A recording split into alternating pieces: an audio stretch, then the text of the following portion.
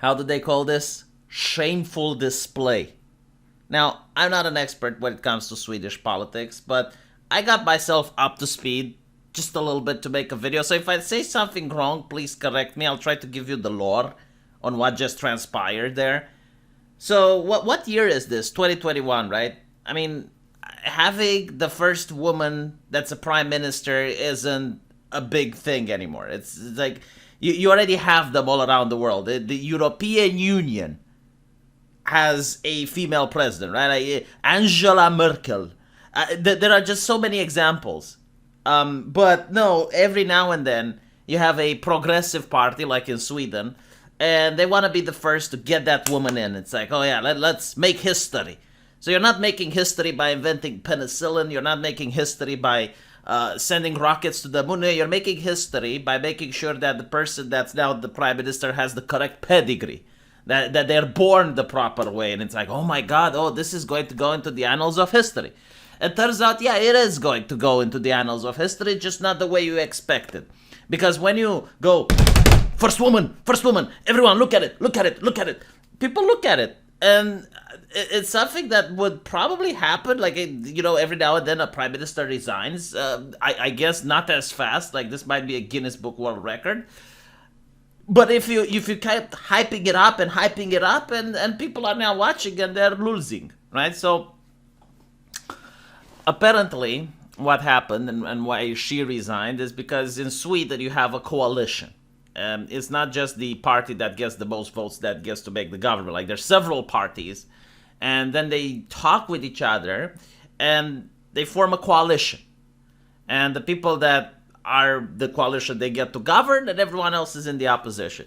So this chica, okay, she forms a coalition, and we're talking about socialists and actual communists and all the good people that are forming a government. But apparently, like, their budget didn't pass through, because the budget has to pass through parliament. And because it didn't pass through, her ally stepped down. And it's Sweden tradition, like constitutional tradition, that if that happens, she has to step down as well. Because otherwise people will start asking questions about the legitimacy of the government. So that's pretty much what happened. Now, why did it happen like this? Why didn't the budget pass? Well, apparently, in Sweden, the third biggest party that has the third highest number of percentages is considered to be the Nazi party. Are they really Nazis? No, they just don't want immigrants, right? And again, third biggest party in the country, which means that a lot of people are voting. Like that is their democratic will. And the solution, instead of negotiating, trying to reason with these people, trying to find the middle ground, their solution is to ignore the voices of the third biggest party. So they're not even interested in working with them in any way, shape, or form. It's like they're the adults pretending that the kid isn't in the room. And this is the end result. This is what happens when you do that. And this is democracy, by the way, where the third biggest party is being blocked by everyone. It's almost like a Twitter game, and they're like block. But these are people that they're real human beings. Like I notice what progressives do all the time, and it shows just how childish their mentality is. Like when I was at school, and I learned about World War II, it's basically like one day Hitler got into power. Why? Because he's charismatic, I guess. It's like one guy spoke German very well, boom, he's already into power. That is what you tell a child in a small history manual. Right? Like it's very basic. It's not, you're not talking about the actual reasons why the Nazis went to power, which is economical, social, cultural, like this is a whole thing. They do the same in the United States, for example, when it comes to Trump. They look at Trump and they view Satan.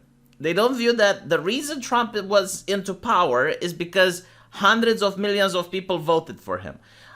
And they put the cart in front of the horse. They don't think that the people are having problems in real life. They're dealing with issues that no one wants to talk about.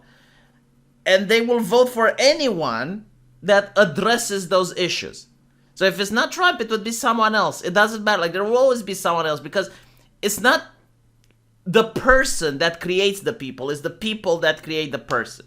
Like the way the left believes is like people like Trump, they just go up, they have a speech, and all of a sudden they brainwash hundreds of millions. So if you censor Trump, you just get rid of the problem. That's not how it works, right?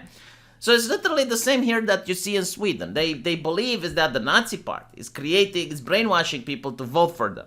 They're not taking into account that there are a lot of people that don't feel represented by anyone else. And when you just refuse to even talk with their political party, it makes them feel even more disenfranchised.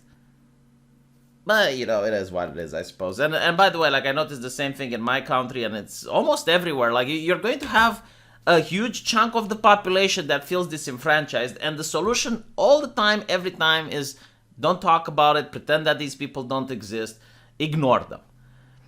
But it works. I mean, what can I say? It definitely works. It's something that I don't consider moral. I don't consider legitimate. But, as long as it functions and it maintains the people in power and helps them maintain power, why would they change it? I mean, they would be absolutely stupid to change it. In reality, if they would actually try negotiating and finding a middle ground, things would probably be more peaceful than they are today, where you have riots all over Europe. And apparently the first female MP resigning hours after appointment. But I guess history was made. I mean, look at this. Before MP-backed Magdalena Andersson, Sweden was the only Nordic state never to have a woman MP. This is also something that really bothers me. It's like it's an achievement or something. Like, you stop caring about what the person's program is. Like, what are they bringing to the table? No. Is it a woman? That's the question. I mean, think about it this way, right?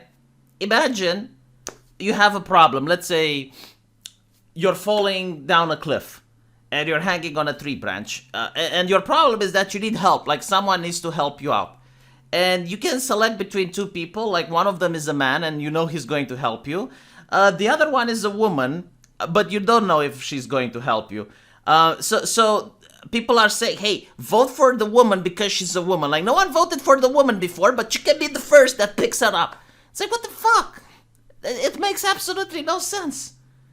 But, I'm legitimately curious about the type of people that vote for the pedigree rather than the political program. I mean, this is stuff that can affect your life, right? Like, it's the inflation can literally affect your life. Why would you vote for the pedigree? You're not at a cat competition. It's not a dog show, right? Where it's the heritage, is it a pure breed or not? No, it doesn't matter. You're voting for the person that's going to rule your country for the next 4 years. What? I don't know. I mean, I guess it's a little bit too complicated for me, too complex. It seems that positions of power have become more like cat competition, where it doesn't really matter how beautiful the cat is. If it doesn't have the right pedigree, if it doesn't come from the proper family, then it can't compete. Let me know what you guys think, and I'll see you in the comment section.